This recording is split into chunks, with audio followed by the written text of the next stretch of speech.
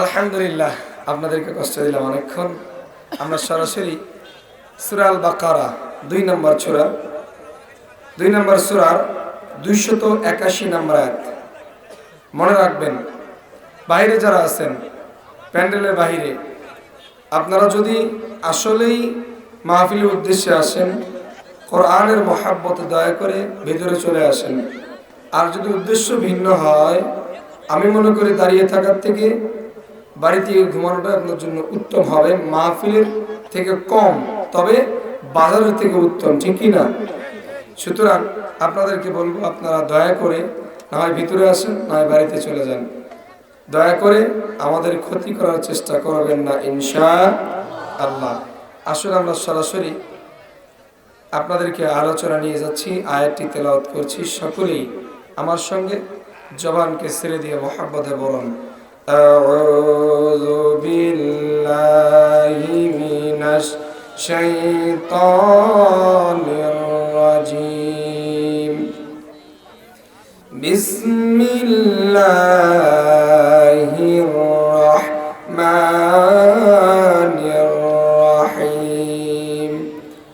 واتقوا يوما ترجعون فيه إلى الله ثم توفى كل نفس ما كسبت وهم لا يظلمون।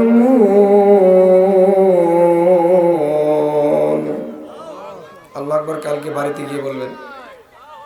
আরেকবার তেলাওয়াত করে দেখি সাউন্ড আছে কিনা। واتقوا يوما ترجعون فيه إلى الله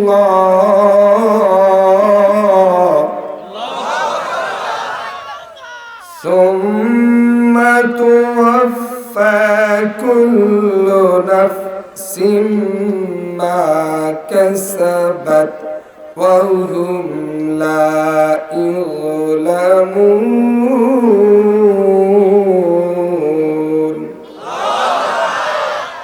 আল্লাহ তাবারক ওয়া তাআলা বলছেন, আত্তাকু, তোমরা ভয় করো। কি করো? ভয় করো। তাকওয়া শব্দের অর্থ সবাই জানি। তাকওয়া মানে কি? জোরে বলেন। স্টেজে বা সামনে যারা আছেন,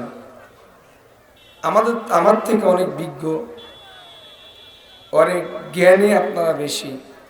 তবে এখন যেহেতু মাইক আমার কাছে, এখন শিক্ষক আমি, সবাই আপনারা সামনে যারা আছেন কি ছাত্র, সুতরাং কথা একটু বলবেন, তাহলে আই কন্ট্যাক্ট ভালো হবে, ভয়েস কন্ট্যাক্ট ভালো থাকবে, শ্রোতা এবং বক্তার কন্ট্যাক্ট যদি ভালো থাকে, আলোচনা শুনে বা করেও মজা পাওয়া যাবে। তাকওয়া অর্থে কি বলেন তো? তাকওয়া অর্থে কি? ভয়। তাকওয়ার একাধিক অর্থ আছে। তাকওয়ার অর্থ যেমন ভয়, তেমন তাকওয়ার অর্থ হলো সতর্ক। তাকওয়া মানে হলো সংযমী। তাকওয়া মানে হলো পারিভাষিকভাবে উদ্বুদ্ধ হওয়া। তাকওয়া মানে আশার আরেকটি সমর্থক। আল্লাহ বলছেন, ওয়াত্তাকু, তোমরা ভয় করো, সতর্ক থাকো, সাবধান হও। এ ব্যাপারে আল্লাহ তাবারক ওয়া তাআলা বললেন। তাকওয়া শব্দটি কোরআনে এক জায়গায় নয়, একাধিক জায়গায় এসেছে। কোথাও আল্লাহ বলছেন, হে মানুষ তোমরা ভয় করো। কোথাও বলছেন, হে ঈমানদার তোমরা ভয় করো। তবে শর্ত হলো, ঈমান আনলে এরপরে ভয় ঢুকাইতে হবে, তাকওয়া থাকতে হবে। এরপরে মানুষ হলে এরপরে তাকওয়া থাকতে হবে। আমার আল্লাহ তাআলা সুন্দর করে পৃথিবীর মানুষদেরকে জানিয়ে দিলেন। আল্লাহ তাবারক ওয়া তাআলা বলেন, ইয়া আইয়ুহাল্লাযীনা আমানু তাকুল্লাহ হাক্কা তুকাতিহি ওয়া লা তামুতুন্না ইল্লা ওয়া আনতুম মুসলিমুন। আল্লাহ বললেন, দুনিয়ার ঈমানদারেরা, ইয়া আইয়ুহাল্লাযীনা আমানু, যারা তোমরা ঈমানদার, যারা তোমরা মুমিন, যারা বিশ্বাসী, তারা শোনো। এখানে শুধুমাত্র স্পেসিফিক ভাবে ঈমানদারদেরকে বললেন। এরপরে আল্লাহ বললেন ইত্তাকুল্লাহ, তোমরা ভয় করো কাকে? তোমরা ভয় করো আল্লাহকে। তাকওয়া মানে যদি সতর্ক হয়, আল্লাহ বললেন ইত্তাকুল্লাহ, তোমরা আল্লাহর ব্যাপারে সতর্ক হও। হাক্কা তুকাতিহি, যথার্থভাবে তোমরা আল্লাহকে ভয় করো। আর যদি সতর্ক অর্থ হয় যথার্থভাবে তোমরা আল্লাহর ব্যাপারে সতর্ক হও। জোরে কোন সুবহানাল্লাহ। লক্ষ্য করুন আমার আল্লাহ কেন বললেন হে ঈমানদারেরা। আরেক জায়গায় বললেন ইয়া আইয়ুহান নাসু তাকু রাব্বাকুম, হে মানব মণ্ডলী তোমরা তোমাদের রবের ব্যাপারে ভয় করো, সতর্ক হও। আজীবন শুনলাম তাকওয়া মানে ভয়, আজকে আবার শুনলাম সতর্ক হওয়া। তাকওয়া দুই ভাবে হয়ে থাকে, কয় ভাবে? জোরে বলেন। দুই ভাবে তাকওয়া হয়, একটি ভালো কাজের ব্যাপারে, আরেকটি খারাপ কাজের ব্যাপারে তাকওয়া হয়।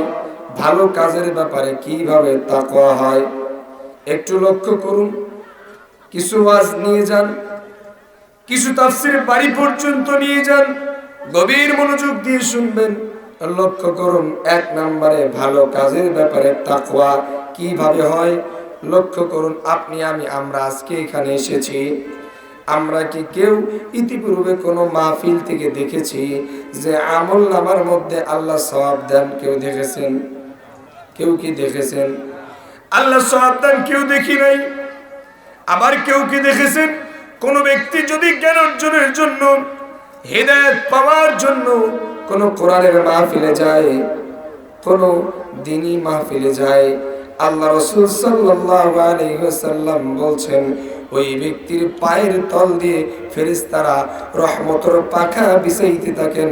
জোরে কান সুবহানাল্লাহ। এরপরে লক্ষ্য করুন যারা আপনারা এসেছেন খুবই বুদ্ধিমান, খুবই বুদ্ধিমতী, খুবই মনোযোগ দেন।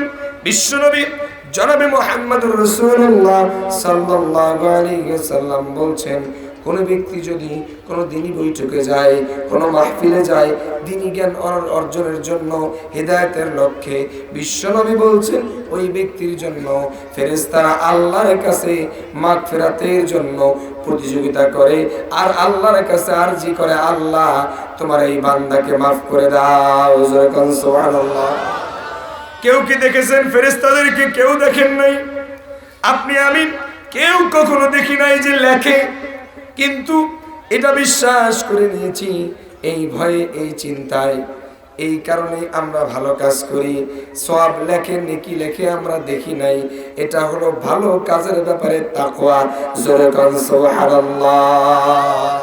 এটা হলো ভালো কাজের ব্যাপারে তাকওয়া। আমি যত ভালো কাজ করছি এখানে যে সব লেখা হচ্ছে এটা কিন্তু আমরা দেখি নাই, তবে আমার ভয় আছে, আমার এই সতর্কতা চিন্তা আছে যে আমার আল্লাহ সব লেখাচ্ছেন। কন্যা সুবহানাল্লাহ। এখন লক্ষ্য করুন খারাপ কাজের ব্যাপারে তাকওয়া কি? খারাপ কাজ করে তাকওয়া না, খারাপ কাজ থেকে সতর্ক থাকার নাম তাকওয়া। নির্জনে, নিভৃতে, একাকী, আড়ালে, গোপনে আপনি ঘুষ খাওয়ার সুযোগ পেয়েছেন, গোপনে সুদ খাওয়ার সুযোগ পেয়েছেন, গোপনে আপনি জিনা করার সুযোগ পেয়েছেন। এই সুযোগ পাওয়ার পরেও যারা এই কাজ থেকে বিরত থাকে, অর্থাৎ দুনিয়াবি যত অন্যায় কাজ আছে, অবৈধ কাজ আছে, যত ধরনের টেন্ডারবাজি, চাঁদাবাজি, ঘুষ খাওয়া, দুর্নীতি করা, খুন, গুম, হত্যা, লুণ্ঠন, এগুলো থেকে যারা আল্লাহর ভয়ে বিরত থাকে এরাই হলো তাকওয়াবান। জোরে কান সুবহানাল্লাহ। কিভাবে বিরত থাকে? কেউ কিন্তু দেখে নাই আমি দুনিয়ার বুকে অন্যায় করলাম, আর এই অন্যায় যেই পাপটা হয়, যেই গুনাহটা হয়, এইটা ফেরেশতারা লেখে। কেউ কি দেখেছেন? কেউ দেখে নাই, তবে বিশ্বাস করে নিয়েছে। আমার আল্লাহ জানাই দিয়েছেন ওয়া ইন্না আলাইকুম লাহাফিযিন কিরামান কাতিবিন ইয়ালামুনা মা তাফআলুন। আল্লাহ বললেন তোমাদের উপরে আমি আল্লাহ অবশ্যই সংরক্ষণকারীদেরকে নিযুক্ত রেখেছি, যারা তোমাদের ভালো বা মন্দ যাই করো সংরক্ষণ করে। ইয়ালামুনা মা তাফআলুন, তারা সব জানে তোমরা যা করো। এই ভয়ে, এই চিন্তায় যে আমার আল্লাহ তাআলা সব জায়গায় কি দৃষ্টি আছে না নাই। ইন্নাল্লাহা সামিউম বাসীর, আল্লাহ বললেন অবশ্যই আল্লাহ সব কিছু শোনেন এবং দেখেন। সুবহানাল্লাহ। নির্জনে নিবৃতে গোপনে হোক বা প্রকাশ্যে হোক, যে জায়গায় যে অবস্থায় আপনি আমি ভালো করি বা অন্যায় করি, আমার আল্লাহ তাবারক ওয়া তাআলা সব কিছু অবলোকন করেন। যার কারণে আল্লাহ তাবারক ওয়া তাআলা সুন্দর করে পৃথিবীর মানুষদেরকে জানিয়ে দিয়েছেন, ফামান ইয়ামাল মিসকালা যাররাতিন খায়রান ইয়ারা ওয়া মান ইয়ামাল মিসকালা যাররাতিন শাররান ইয়ারা। আল্লাহ বললেন, যেই ব্যক্তি অনুপরিমাণ ভালো কাজ করবে, আমি আল্লাহ যারা পরিমাণ অনুপরিমাণ যদি কেউ ভালো কাজ করে, আমি আল্লাহ তারও প্রতিদান তাদেরকে দিয়ে দেব। যেরকম সুবহানাল্লাহ। লক্ষ্য করুন, ভালো করুন বা মন্দ করুন, তার প্রতিদান দিবেন।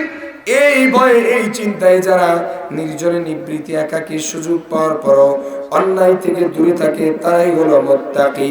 আর আমার আল্লাহ বলছেন, ইন্নামা ইয়াতাকাব্বালুল্লাহু মিনাল মুত্তাকিন, মুত্তাকিরা যাই করবে, যে আমল করবে, আমি আল্লাহ সেই আমলই গ্রহণ করব, কবুল করব। যেরকম সুবহানাল্লাহ। লক্ষ্য করুন, খুব মনোযোগ দিন। বনি ইসরাইলের তিনজন বন্ধুর ঘটনা আমরা জানি। ওই ঘটনা সম্পূর্ণ বলছি না, যেহেতু সময় অল্প, তবে মূল আলোচনার দিকে চলে যাওয়ার কিছু ভূমিকা, প্রারম্ভিক কিছু সার কথা বলতে হয়, না বললেই না। লক্ষ্য করুন, তিন বন্ধু বৃষ্টির ঘন ঘটে, খুব বিপদগ্রস্ত অবস্থায়, ঝড় ঝাপটা ভয়ে তারা গুহার মধ্যে আশ্রয় গ্রহণ করলো, গুহার মধ্যে প্রবেশ করলো। আমরা যখন বাস্তব জীবনে চলতে গিয়ে অনেকেই লক্ষ্য করুন, বৃষ্টি পড়ে, হয়তো মোটর সাইকেল বা সাইকেলে বা কোনো খোলা ভ্যানে আসেন বা হেঁটে যাচ্ছেন, এমত অবস্থায় যদি বৃষ্টি হয়, আমরা কি করি, ডান বামে কোনো একটি যদি ভাঙ্গা হোক, পতিত বাড়ি হোক, আর সামান্য ছাউনি হোক, খালি যাতে করে বৃষ্টি না পড়ে একটু বাঁচতে পারি, এজন্য দাঁড়াই কি দাঁড়াই না। লক্ষ্য করুন, তিন বন্ধু যখন দেখলো আশেপাশে দাঁড়ানোর কোনো জায়গা নাই, গুহার মুখ দেখা যাচ্ছে, তিন বন্ধু গুহার মধ্যে প্রবেশ করলো। প্রবেশ করার পর আল্লাহর হুকুমে গুহার মুখখানা বন্ধ হয়ে গেল একটি পাথর ভরে। লক্ষ্য করুন, ইমানদার যারা, আল্লাহর পরীক্ষা তাদের উপরে, যারা ইমানদার তাদেরকে আল্লাহ পরীক্ষা করেন, যারা ভালো কাজ করে আল্লাহ তাদেরকে পরীক্ষা করেন। আল্লাহ বলছেন, ওয়া কাযালিকা নাজিজিল মুমিনিন। আরেক জায়গায় আল্লাহ বলছেন, ওয়া কাযালিকা নাজিজিল মুহসিনিন। ইমানদার যারা, সৎকর্মশীল যারা, আল্লাহ তাদেরকে পরীক্ষা করেন। ফিরআউনকে আল্লাহ পরীক্ষা করেন নাই, মূসাকে পরীক্ষা করেছিলেন, নমরুদকে আল্লাহ পরীক্ষা করে নাই, তবে ইব্রাহিম আলাইহিস সালামকে আল্লাহ পরীক্ষা করেছিলেন। জনগণ ঠিক কিনা? লক্ষ্য করুন, ইমানদার যারা আল্লাহর পরীক্ষা পায়, তারা খুব মনোযোগ দেন। তিন বন্ধু গুহার মধ্যে আটকে পড়ল, আল্লাহর হুকুমে পাথরটা গুহার মুখ আটকে গেল। তিন বন্ধু তিনটা ভালো কাজের ওসিলা দিল। আবার আল্লাহ তাবারক ওয়া তাআলা কোন ইমানদার, কোন তাকওয়াবান যখন কোন নেক কাজের ওসিলায় আল্লাহর কাছে দোয়া করে, আল্লাহ তার দোয়াকে কবুল করেন। যেরকম সুবহানাল্লাহ। এজন্য আপনাদেরকে শিখিয়ে দিয়ে যাই, ও গায়বান্দাবাসী, লক্ষ্য করুন, যখনই আল্লাহর কাছে দোয়া করবেন, দোয়ার মধ্যে অবশ্যই একটা পয়েন্ট ঢুকিয়ে রাখবেন। সেই পয়েন্টটা হলো, আপনি যেই ভালো কাজ করেন, একটা ভালো কাজ আল্লাহকে বলে বলেন, আল্লাহ এই ভালো কাজের বিনিময় হলেও তুমি আমার এই চাওয়াকে পূরণ করো। যেরকম সুবহানাল্লাহ। লক্ষ্য করুন, তিন বন্ধুর ঘটনা বলছি না, শুধুমাত্র তাকওয়ার ব্যাপারে বুঝাতে গিয়ে বলছি। একজন বন্ধু আল্লাহর কাছে বলল, আল্লাহ একটা ভালো কাজ আমি করেছি। কি ভালো কাজ? লক্ষ্য করুন, সেই বন্ধুটি, ওই ব্যক্তিটি, ওই যুবকটি, তার খুব লালসা ছিল, নারী লোভী ছিল। আমাদের বাংলাদেশে এরকম মানুষ আছে না নাই? দেখবেন ক্ষমতা পেয়ে নারী লোভী আছে না নেই? পুলিশের কর্মকর্তা নারী লোভী আছে না নেই? আমার বাংলাদেশে বিচার চাইতে গিয়ে পুলিশের কাছে ধর্ষণ হয়েছে কি হয় নাই? এরকম আছে না নাই? সম্মানিত উপস্থিতি, গভীর মনোযোগ দেন, কারা লাগান। নারী লোভী যারা, ধর্ষক যারা, এদের থেকে আমাদেরকে সাবধান হতে হবে। লক্ষ্য করুন, নারী লোভ কার মধ্যে নাই? অপোজিট অ্যাট্রাকশন বলে একটা শব্দ আছে। একটা চিরকুট এসেছে, আমি আমার আলোচনা এখানেই বিরতি দিচ্ছি, ছেড়ে দিচ্ছি না। চিরকুট 5 মিনিট হয়তো বা কথা বলবেন। আল্লাহ সুবহানাহু ওয়া তাআলা আমাদেরকে ধৈর্য ধরে থাকার তৌফিক দান করুন, আমিন। আলহামদুলিল্লাহ ভাই, আসলে সুন্দর, খুবই সুন্দর আলোচনা চলতেছে। আমাদের মাঝে আমাদের বিশেষ অতিথি মেহমান দুগু ভাই আমাদের মাঝে উপস্থিত হয়েছেন, সমাজসেবক। আপনাদের উদ্দেশ্যে 5 মিনিট দুইটি কথা আলোচনা আপনাদের সম্মুখে আলোচনা পেশ করবেন। আমরা অল্প সময় ধৈর্য সহকারে শ্রবণ করব।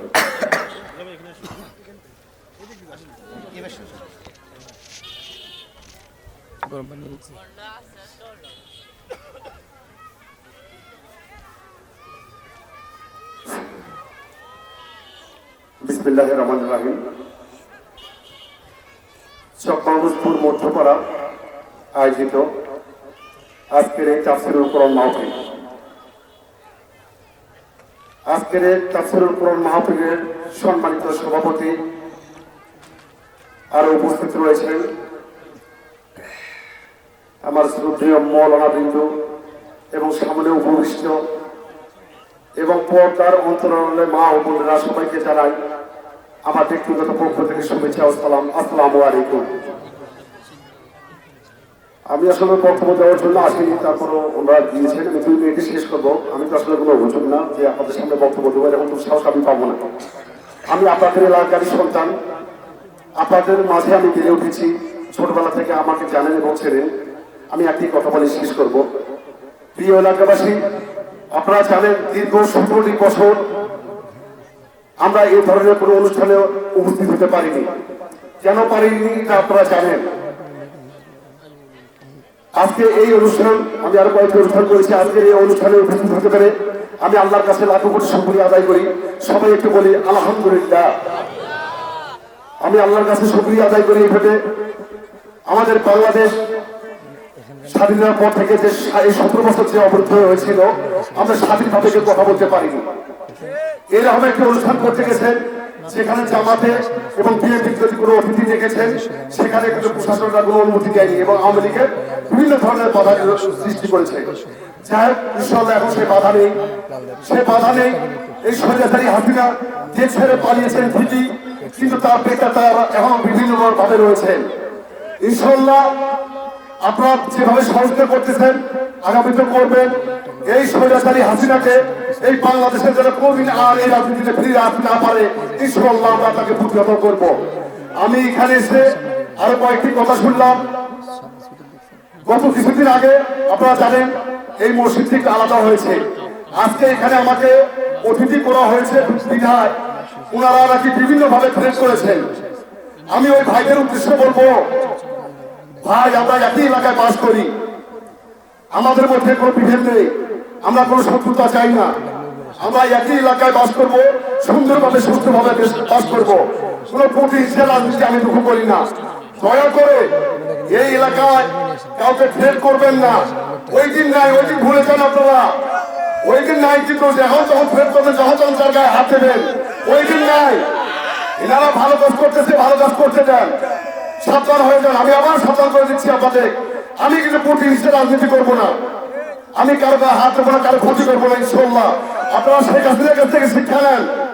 এই শেখ হাসিনা সাবেক প্রধানমন্ত্রী, 3 বারের প্রধানমন্ত্রী, দেশ নেত্রী বেগম খালেদা জিয়াকে ঘর থেকে বের করে দিয়েছিলেন একটি কাপড়ে। উনি ঘর থেকে বের করে দিয়েছিলেন ঠিকই, কিন্তু উনি আজকে নিজে কেস ছাড়া হয়েছেন। এটা কি আল্লাহর লীলা খেলা না? ওই জন্য আমরা কারো কোনো ক্ষতি করবো না, আমরা সবাই সুন্দরভাবে বসবাস করতে চাই। এই এলাকা যেন সুন্দর থাকে, সবাই যেন আমরা একত্রিতভাবে বসবাস করতে পারি, এই আশাবাদ ব্যক্ত রেখে সবার সুস্বাস্থ্য দীর্ঘায়ু কামনা করে আমি আমার বক্তব্য শেষ করছি। আল্লাহ হাফেজ, সবাইকে ধন্যবাদ। আসসালামু আলাইকুম। ধন্যবাদ আমাদের দুঃখু ভাইকে। আমাদের মূল আলোচনায় ফিরে যাচ্ছি। মহতারাম তিনি জেলার মূল্যবান আলোচনা শেষ করবেন।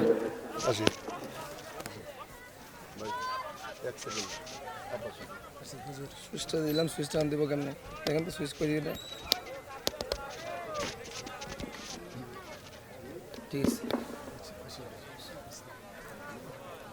আসসালামু আলাইকুম ওয়া রাহমাতুল্লাহ। আসসালামু কাবলাল কালাম, কথা বলার আগেই সালাম। বাইরে যারা আছেন গেটের সামনে উৎসুক জনতা, দয়া করে ভেতরে চলে আসেন। সাইড দিয়ে দুই সাইডে ফাঁকা আছে, আপনারা আবারও বলছি সামনের দিকে আসেন। পিছনের লোক দাঁড়ায় আছে, যদি ফেরত যায় গুনাহ আপনার হবে, যদি ফেরত যায়, কারণ আপনার জন্য বসতে পারছে না। এজন্য প্রত্যেকে সামনে আসেন দয়া করে। সামনে শীতের মতো যত চেপে চেপে বসবেন, আলোচনা তো কেবল শুরু। সুরের লহরী আর সুরের সর্বোচ্চ মাধুর্যতা আশা করছি ইনশাআল্লাহ আমাদের সেই সুদূর 500 কিলোর উপরে দূর থেকে এসেছেন, বাংলাদেশের উত্তর পশ্চিম কর্নারের সাতক্ষীরা থেকে।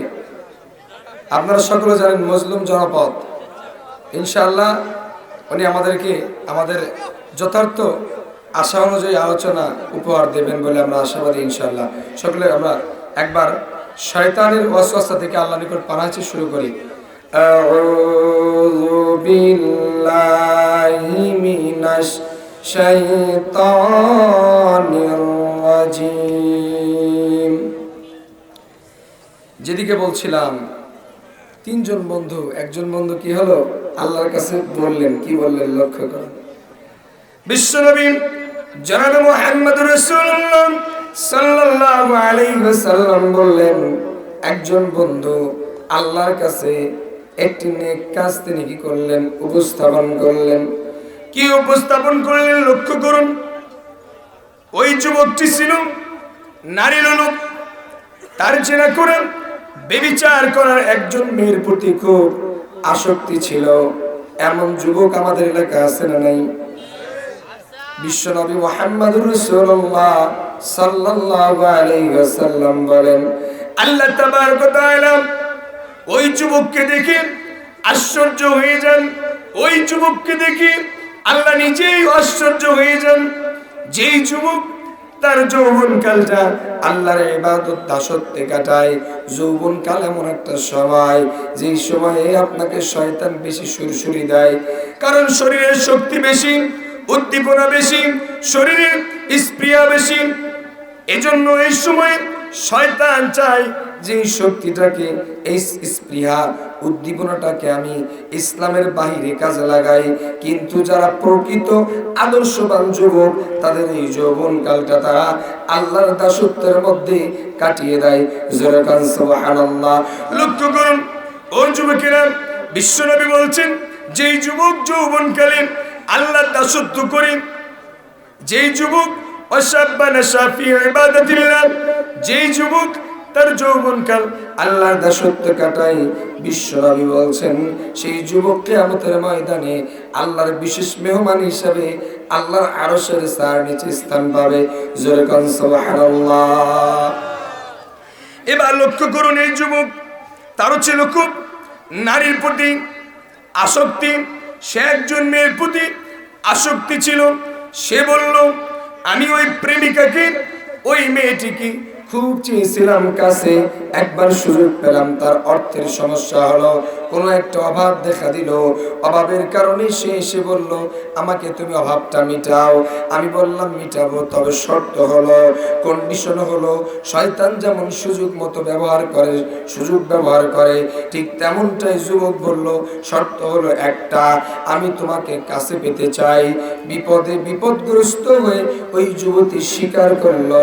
এরপর লক্ষ্য করুন, এই হাদিসের ব্যাখ্যার মধ্যে এসেছে, মুহাদ্দিসুল কিরাম বলেন যে এরপরে উভয়ে যখন নির্জনে, নিবৃতে, একাকী, ঘরের মধ্যে কেউ নাই, খুব নির্জনে দুইজন বসেছে, ওই যুবকটা যুবতীর পায়ের উপরে বসেছে। আপনি বোঝেন একজন যুবক আর যুবতী উভয়ের, যুবতীর পায়ের উপরে যুবক বসে গেছে, তার মানে এখন মাত্র শুধুমাত্র অন্যায় কাজটা শুরু করবে। তাকে ধরলেই ক্রস ফায়ার দেওয়া হবে, তাকে ধরলেই ফাঁসি দেওয়া হতে পারে। পুলিশ তার বাড়িতে এসেছে, বাড়ি থেকে খোঁজ পেয়েছে, কোনোভাবে বুঝতে পেরেছে যে পুলিশ এসেছে। বলেন তো সে কি আস্তে দৌড় দেবে নাকি খুব দ্রুত দৌড় দেবে? কেমন দ্রুত বলতে পারবেন? জুতা কই আর মোজা কই, কাপড় আছে কি না আছে, লুঙ্গি না পায়জামা দেখার কোনো সুযোগ নাই। এর নাম হলো পলায়ন। এর নাম কি? পলায়ন। ভাই ভাইয়ের কাছ থেকে পলায়ন করবে যে কোনোভাবেই যাতে আমাকে দেখতে না পারে, আমার কাছেও যাতে ঘেঁষতে না পারে, আমার নিকটতম যেতে হতে না পারে। এটার নাম হলো পলায়ন। এটার নাম কি? পলায়ন। লক্ষ্য করুন, আল্লাহ বললেন ইয়াউমা ইয়াফিরুল মারউ মিন আখিহি। আল্লাহ বললেন সেই দিন এভাবেই ভাই ভাইয়ের কাছ থেকে পলায়ন করবে। ওয়া উম্মিহি, তার মা পলায়ন করবেন, সন্তানকে মা চিনবে না। সেই দিন সন্তান বলবে তুমি আমার মা হও, বলার চেষ্টা করবে, পরিচয় দেওয়ার চেষ্টা করবে। মা বলবেন দুনিয়াতে আমার কোনো সন্তান ছিল না। যেই মা 2 বছর হামালাতুহু উম্মুহু ওয়াহনান আলা ওয়াহনিন ওয়া ফিসালুহু ফি আমাইন, 2 বছর দুগ্ধ পান করিয়েছে, যেই মা আপনাকে আমাকে কষ্ট করে দিনের পর দিন মাসের পর মাস স্যাক্রিফাইস করে ত্যাগ করে আপনাকে আমাকে লালন পালন করেছে, যেই মা আপনাকে আমাকে শরীরের রক্তের নির্যাস দ্বারা আল্লাহ প্রদত্ত তৈরি স্তনের দুগ্ধ পান করিয়েছে, যেই মা আপনি আমি খাওয়ার সময় পেশাব করে দিলে কোলের মধ্যে আমাকে ছেড়ে না দিয়ে ক্ষুধা অবস্থায় খাবারকে ছেড়ে দিয়েছে, যেই মা আপনি আমি রাত্রিবেলায় কান্না করলে ঘুমকে চিন্তা করে নাই, ঘুম বাদ দিয়ে কতক্ষণ সোনার টুকরা সন্তানটা ঘুমাবে এই অপেক্ষায় থেকেছে, প্রয়োজনে রাত্রিতে জেগেছে, যেই মা রাত্রি পর রাত্রি জেগেছে, যেই মা আপনাকে আমাকে দীর্ঘ সময় গর্ভের মধ্যে রেখেছে, আর প্রসব বেদনা এত ব্যথা এত কষ্ট সেই মা সহ্য করেছে, এই মা সেই দিন তার সন্তানকে চিনবে না, এই মা সেই দিন তার সন্তানকে ভুলে যাবে, সেই দিন মা মনেই থাকবে না কোন সন্তান ছিল। এজন্য আল্লাহ বলছেন দুনিয়ার মানুষ সেই দিনকে ভয় করো যেই দিন সন্তান তার মাকে ভুলে যাবে। ইয়াউমা ইয়াফিরুল মারউ মিন আখিহি ওয়া উম্মিহি ওয়া আবিহি। শুধু কি মা ভুলবে না, মা যেমন ভুলে যাবে তেমন পিতাও ভুলে যাবে। যেই পিতা ঈদের সময়ে নিজে কেনাকাটা না করে, আমি তো পিতা, আমি বুঝি, আমি বাস্তবতার সম্মুখীন। কত ঈদ গেল এই অল্প সময়ের মধ্যে, ঈদে কেনাকাটা করেই নাই, মার্কেটে যাই নাই, তবে বাড়ির কাউকে কেনাকাটা করতে বাদ দেই নাই, এমন পিতা আছে না নাই? আমি বলি এক একটা যদি বীর মুক্তিযোদ্ধা দেখতে চান তাহলে প্রত্যেকটা পিতার দিকে তাকান, যে তার সন্তানের জন্য, পরিবারের জন্য, বাবা মার জন্য একজন পুরুষ যে কর্মঠ, যে কর্ম করে, যে দায়িত্বশীল, এতটা স্যাক্রিফাইস ত্যাগ করে যা কখনোই সম্ভব নয়।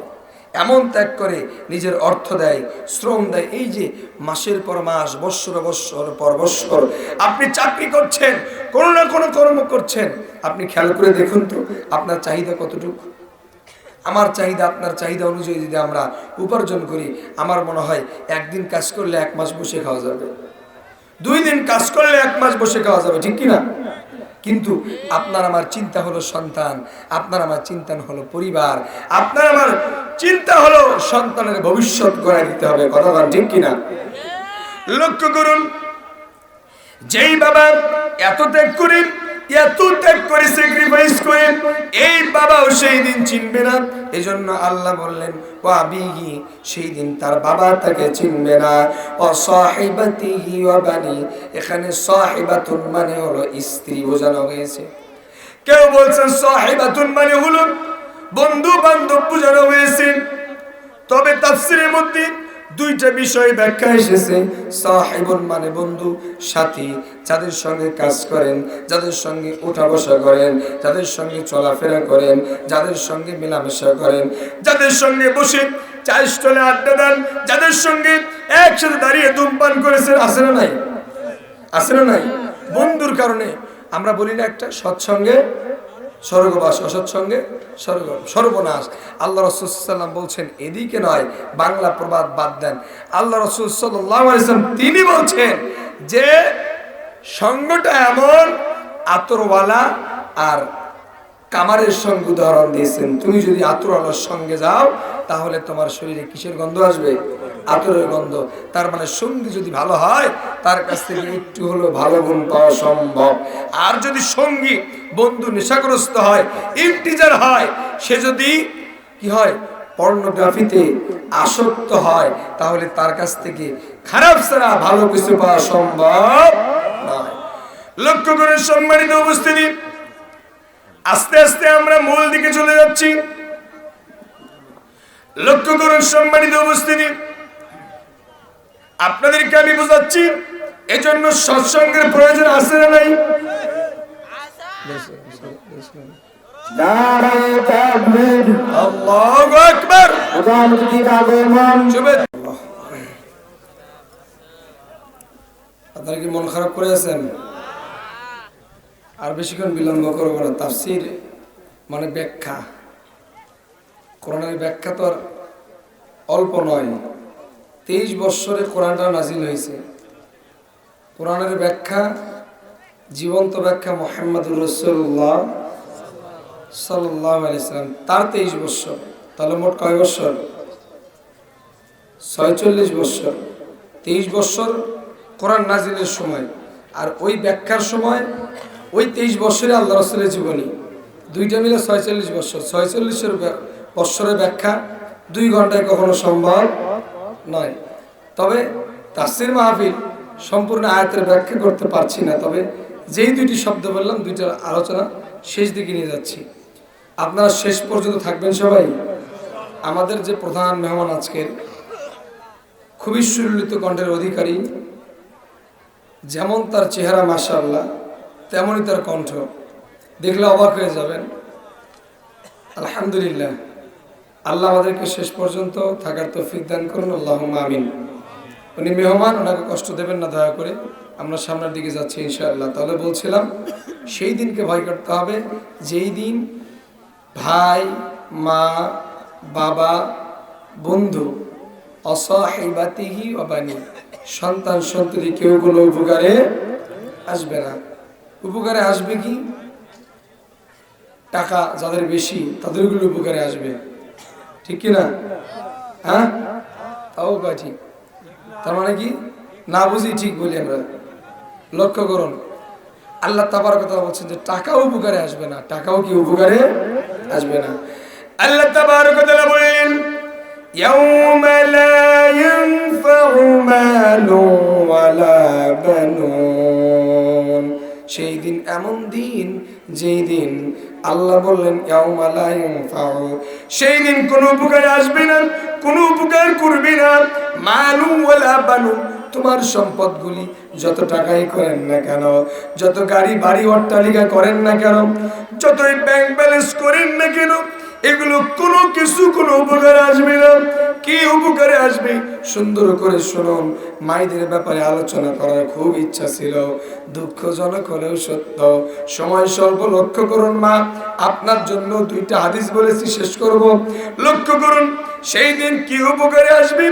উসমান ইবনে আফফান রাদিয়াল্লাহু তাআলা আনহুম থেকে বর্ণিত, তিনি বলেন বিশ্বনবী মুহাম্মদুর রাসূলুল্লাহ, সকলে বলেন সাল্লাল্লাহু আলাইহি ওয়াসাল্লাম, তিনি বলেন ইযা মাতাল ইনসানুন খাতা আমালুহু ইল্লা মিন সালাসা ইল্লা মিন সাদাকাতিন জারিয়াতিন আও ইলমিন ইনতাফাউ বিহি আও ওয়ালাদিন সালিহিন ইয়াদউ লাহু রাওয়াহু মুসলিম। বিশ্বনবী বললেন, যখন মানুষ মারা যায় মানুষের কোনো কিছুই কোনো কাজে আসে না, মানুষের আমলের দরজা বন্ধ হয়ে যায়। ইল্লা মিন সালাসা, তিনটা ব্যতীত। কয়টা? জোরে কোন কয়টা? মানুষ যখন মারা যায়, মৃত্যুবরণ করে, আমরা তাকে কি বলি? জীবিত না মৃত? তাকে আমরা লাশ বলি, মৃত বলি। বিশ্বনবী বললেন ইয়াতবাউল মাইয়িতু সালাসুন, একজন মৃত ব্যক্তিকে তিনটা জিনিস অনুসরণ করে। কয়টা? জোরে কোন কয়টা? আরো জোরে বলেন কয়টা? আরো জোরে বলেন কয়টা?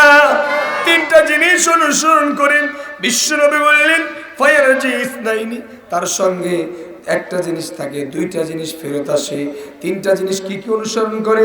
এক নম্বরে সম্পদ, সম্পদ তার সঙ্গে যায়, হয়তো ভালো একটি চাদর দিয়ে মুড়িয়ে দেয়, হয়তো ভালো একটা খাটলিতে পাঠায়, ঠিক কিনা? দুই নম্বরে তার আত্মীয় স্বজন, সন্তান সন্ততি, পাড়া প্রতিবেশী সবাই যায়। তিন নম্বরে তার সঙ্গে আরেকটি জিনিস যায়, তার নাম হলো আমল। জোরে কান সুবহানাল্লাহ। বিশ্বনবী বললেন ফায়ারজি ইসনাইন, দুইটা জিনিস ফেরত আসে, ওয়ায়াবকা মাহু ওয়াহিদ, একটা জিনিস থেকে যায়, তার নাম হলো আমল। বিশ্বনবী বললেন মানুষ যখন মারা যায় সমস্ত দুনিয়ার আমলের দরজা বন্ধ হয়, ইল্লা মিন সালাসা, তিনটা ব্যতীত। কয়টা? ইল্লা মিন সাদাকাতিন জারিয়া, এক নম্বরে সাদাকায়ে জারিয়া, প্রবাহিত সাদাকা। এখানে জারুন মানে প্রবাহিত হওয়া, প্রবাহমান। কেমন প্রবাহমান? লক্ষ্য করুন। আমি মাঝে মধ্যে এই উদাহরণটা টেনে নিয়ে আসি, এই উদাহরণটা দেই। আমাদের যে নদী আছে, যমুনা নদী আছে না? এই যমুনা নদীর বাঁধ যদি মনে করেন পুরা গাইবান্ধা জেলার লোক আর জামালপুর জেলার লোক মিলে কোনোভাবেই এই বাদুরাবাদ, যেই দেওয়ানগঞ্জ ঘাট আর আমাদের কি বালাসীঘাট, বালাসীঘাট এবং দেওয়ানগঞ্জ ঘাট, এই ঘাট সোজা করে বাঁধ দিয়ে দেবেন 300 ফিট উঁচু করে। বলেন তো তারা যদি সবাই মনে করে যে এই উত্তর সাইডের পানি আমরা দক্ষিণ সাইডে বগুড়ার লোককে দেব না, এই সমস্ত লোক মিলে যদি 300 ফিট উঁচু করে বাঁধ দেয়, বলেন তো এই স্রোতের পানি, যমুনার পানি কি আটকানো যাবে? পিছনের লোকের সন্দেহ আছে, আটকাইতে পারবেন? সম্ভব নয়। এর নাম প্রবাহমান। নদীর পানি যেমন প্রবাহমান, পৃথিবীতে কিছু দান আছে, দানগুলি প্রবাহমান। যেই দানগুলি ব্যবহার হতেই থাকে, যেই দানগুলি মানুষ উপকার পেতেই থাকে, তার নাম হলো সাদাকায়ে জারিয়া। জোরে কান সুবহানাল্লাহ। বিশ্বনবী বলেন এক নম্বরে সাদাকায়ে জারিয়া।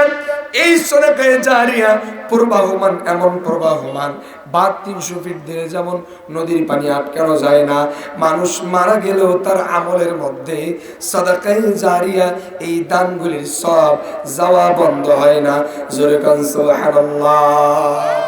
এর নাম হলো প্রবাহমান সাদাকা বা দান। লক্ষ্য করুন প্রবাহমান সাদাকা বা দান কোথায় কোথায় করা যায়।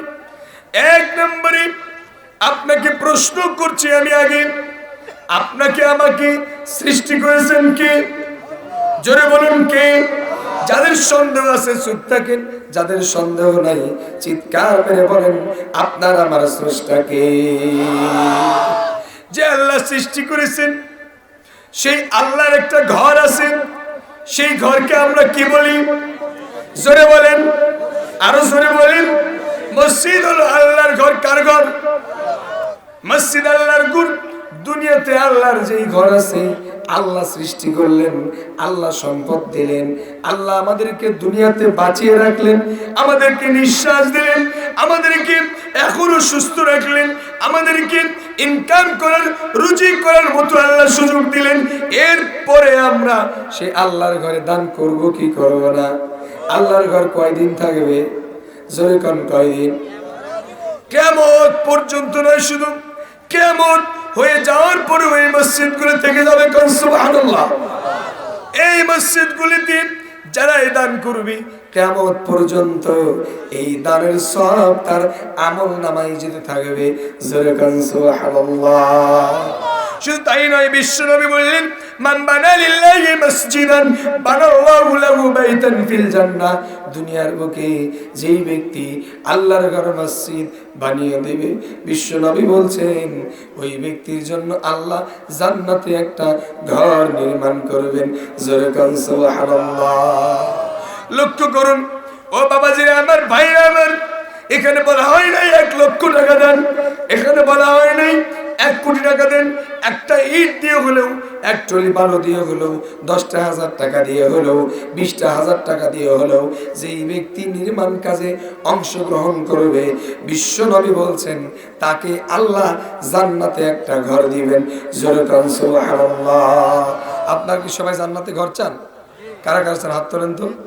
লিল্লাহি তাকবীর, লিল্লাহি তাকবীর। আল্লাহ সবার আওয়াজকে কবুল করুন, বলুন আমিন। আমি দেখতে চাই এখানকার মধ্যে কোন বাবাজিরা আছেন, ভাইরা আছেন আল্লাহর ঘর মসজিদের জন্য। আপনারা জানেন এই চক মোমরেজপুর বাইতুল হামদ মসজিদটি একেবারে জরাজীর্ণ অবস্থা, শহরের সন্নিকটে, শহরের সন্নিকটে এমন জরাজীর্ণ অবস্থা, মসজিদ মনে হয় পাওয়া যায় না। এখনো টিন সেট, ফ্লোর পাকা নয়, এখনো চারিদিক দিয়ে বাতাস ঢোকে।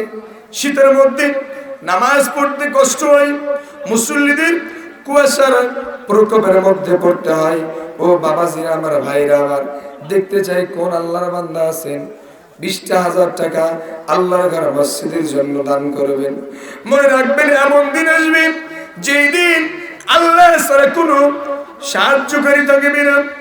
আল্লাহর বিশেষ আরশের ছায়ার নিচে দুনিয়ার বুকে তারাই স্থান পাবে। বিশ্বনবী বলছেন, রাজুলুন তাসাদ্দাকা বিসাদাকাতিন ফাখফাগা হাত্তা লা তা'লামা শিমালুহু ওয়া মা তুনফিকু বিয়ামিনি।